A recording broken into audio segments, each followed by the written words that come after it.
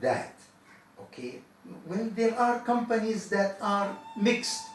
The main line of business is not haram, but there may be other conditions. It does a lot of haram. It does a lot of parties, for instance, in which it serves alcohol, receptions and parties, or it has a subsidy that is big subsidy relative to the main company, and that subsidy is involved in haram. A banking subsidy, for instance, it is a holding company and it has a banking subsidy. Then you really need to add other criteria to the issue of whether it is permissible to buy a share or not. These criteria are financial criteria. If it is involved too much in the haram, definitely it becomes haram. Essentially, even if it is involved a little bit in haram, it is not permissible. But because of the concept of the tolerance that we have in Sharia, in Sharia we have a concept that is very, very important, that when things become tight too much, there ought to be easiness. There ought to be solution to make life easy. Because Sharia came from Allah subhanahu wa ta'ala to make life easy and better, to improve human life, not to make it difficult for people to live, not to make it difficult for people to invest. So if you are, for instance, in the American market, and the American market has not a single company that does no haram at all, and if you live there and you invest there, then you are and you want to live as a Muslim, we tell you, okay, select the least haram. Selecting the least haram by applying these criteria. Criteria number one, main line of business, that we reject completely. Criteria number two, the financial criteria. Does this company do a lot of haram or a little of haram? Does it earn, for instance, an airline company, the main line of business is permissible, but it serves alcohol. Does alcohol serving makes big chunk of its profit or of its revenue, or it's very small, negligible part? If it is negligible, you can tolerate that. Doesn't mean that makes it halal.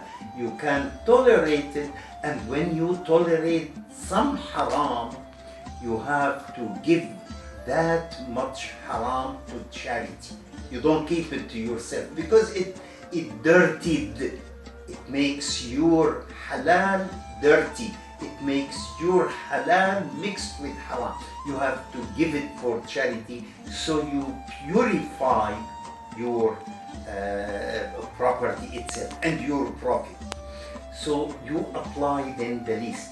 And here things differ from market to market. For instance, we studied the market in Qatar. In Qatar, you don't need to tolerate any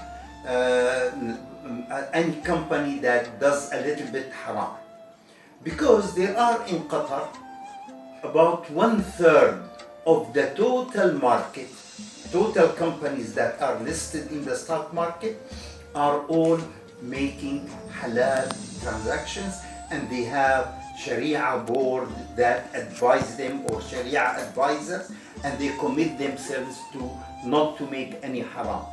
And that is enough. These companies are distributed in different sectors, so it doesn't make any really any difficulty or any inconvenience to the Muslim investor. Whereas in the Turkish economy, in the Turkish Borsa of Istanbul, well, there are many companies that have this mix. Only very, very few companies, like Islamic banks only, that have halal completely. You can freely invest in them, like Al Baraka Bank, for instance, or any other bank that is listed. Unfortunately, for instance,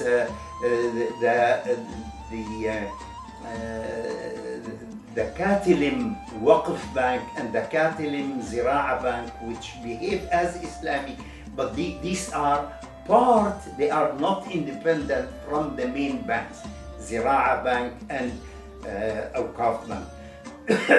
And the main banks are conventional. So the Islamic part is a small part inside the bank. It's not independent. It doesn't have its shares alone. You cannot buy the share of the Waqf Katilim or Katilim Zira'a. So this means that there are little in the market here, and then you need to apply the tolerance principle along with the purification principle. There is one point left. I want to make it clear. The